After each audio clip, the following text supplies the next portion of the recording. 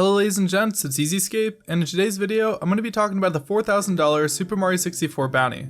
If you have absolutely no idea what I'm talking about, on March 30th, a user on Reddit, which goes by the name FBomb2F, put out a $4,000 bounty for whoever had the SM64 120-star world record by the end of the year. This bounty was also featured as the #1 spot on the top 10 largest bounties in speedrunning video on my channel. But as of December 1st, it has been confirmed by the current world record holder Cheese that the bounty was no longer active. Cheese is one of the only people that had contact with the guy, and here's what he had to say about it. So I should probably share that news. I've officially spoken one-on-one to the guy who initially created the bounty.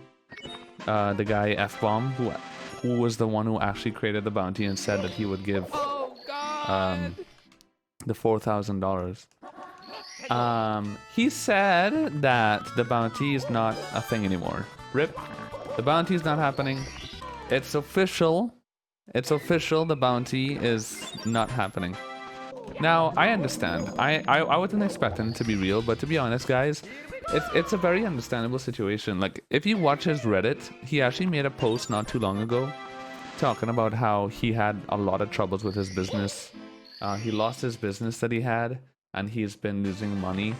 So that's what he told me on Discord as well when I messaged him. And he was very nice about it. He was like, I'm so sorry, I feel so bad, but like, the past 2 months I lost my business, blah blah blah. Things haven't been doing great. And I probably won't be able to, I can't like give out that bounty. And I'm like, yeah, dude, like, I hate you.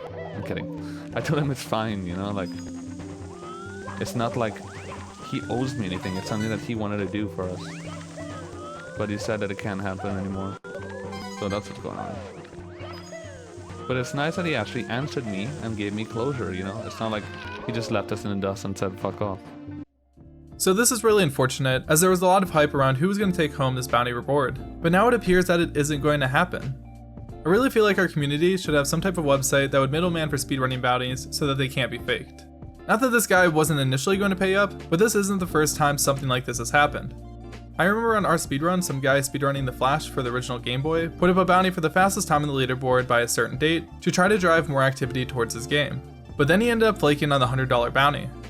It would be nice to have a place where bounties could be centralized so that people could see all what was active. So with this all in mind, I'm going to put up $1,000 of my own money for a brand new bounty. Instead of this going towards whoever has a world record by the end of the year, this bounty will go towards whichever player can achieve the next 1 hour and 38 minute run in SM64 120 star. Currently the world record time in the leaderboards by Cheese is unverified because of a change in the rules that occurred after he achieved his world record that disallows using a specific trick called frame walking, meaning there are currently no verified 138s that exist. There are 2 reasons why I decided to do this. One is because I really want this bounty to still be a thing, because I think the runners that were competing for it deserve it.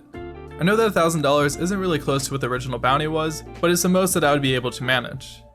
And the second reason really doesn't have to do with anything this video is about, but it's important for me to be transparent with my community, so this is something I would like to discuss, and that would be the NordVPN sponsor I accepted on my last video.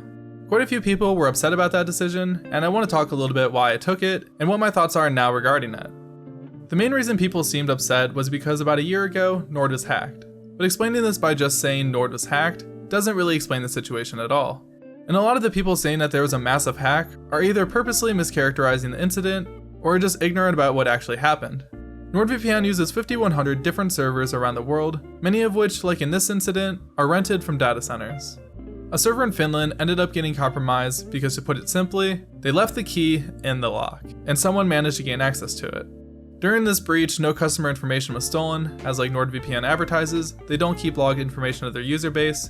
However, there was potential that someone could redirect the server and collect the data that way instead. Nord had kept this incident hidden from the public until about a month ago when they put out a press release. So with knowing this information, why did I choose to sponsor Nord?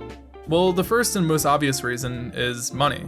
But my main reason for wanting the money was because at this point I have 3 editors for my main and second channel, and I wanted to move a large portion of what I made from this sponsor to another account to be able to pay my editors bonuses when I feel they either did an exceptional job or reached a deadline fast with short notice. You can ask any of the people that have edited for me that when I do manage to get a sponsor for a video, this is what I actually do. The remainder that wasn't going to be put into that fund is the money I'm putting up for this bounty, which would have initially gone towards paying off more of my student loans. The reason why I accepted Nord specifically was for a few reasons. One was that Odablock already had a NordVPN overlay on his stream, which would have been in the video no matter what, so I figured why not just get them as a sponsor, as they already contacted me prior to making the video. And due to the nature of the video, a VPN sponsor actually made sense. My next reason was because the breach didn't appear to be at the fault of Nord, but the data center they rented the server from. Nord has intrusion detection systems in place, but the way the breach occurred was because of an undisclosed remote management system the data center provider had left in, which Nord wouldn't have had a way to know about. So the problem that most people had with the company wasn't the mistake they made with the Finless server, but how they handled it. They kept the breach a secret for months before telling the public, which lost a lot of people's trust in the company.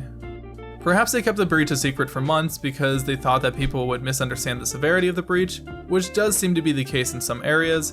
But what I, and hopefully they have learned from this incident, is that being upfront and transparent is the best way to deal with things majority of the time. I'm sorry to anyone that I disappointed by accepting the sponsor, but even so, I'm not going to take the video down. Because as of right now, I have no reason to question NordVPN security, and I won't base my decision off an anomaly. Nord wasn't the only VPN company that gave me offers, but after I tested all of them out, including the ones that didn't give me offers, Nord all around seemed to have the fastest speeds, the cheapest price, was the most user-friendly, and had some really good features included with it like double VPN and onion over VPN, which reassured me of its safety. And no, this video is not sponsored by them, but these were my real reasons for choosing the sponsor. Even after the hack, most reviews still rate Nord in high esteem despite stooping slightly lower in ethics. And the last reason I justified myself accepting Nord as a sponsor was because the same day I was going to post that video, I watched both Jax Films and PewDiePie, who both sponsored Nord that day, as well as Philip DeFranco, who regularly sponsors them. I know I shouldn't base my decisions off of what others do, but in the moment, that's what my thought process was. So anyways guys, sorry for the long tangent, but this is something I wanted to get off my chest, and just to clarify that I do listen to all of your feedback. I know some of you were coming from a good place when letting me know about the situation, and I appreciate that, rather than assuming my intentions. I would never do something purposely to put my audience at risk. I at least hope you guys understand that. And if you're sitting there thinking that isn't good enough for you, then at the very least I hope you're somewhat satisfied that I won't be receiving any of the money for the sponsor anyways. And with that being said, that'll be the end of today's video. It's pretty obvious that this wasn't a normal upload, and I'll be removing it whenever the bounty is officially claimed. If you're watching this video the day it's posted, I have a lot of content coming out this December, including new edited content on my second channel. So if you guys are interested in even more speedrunning related content in a different form, go check out that channel. The first video will be posted on the 6th of December, and I'll be announcing a giveaway on that channel the same day. That's all I have to say for today. Thanks for watching, and as always, I hope you all have a beautiful life.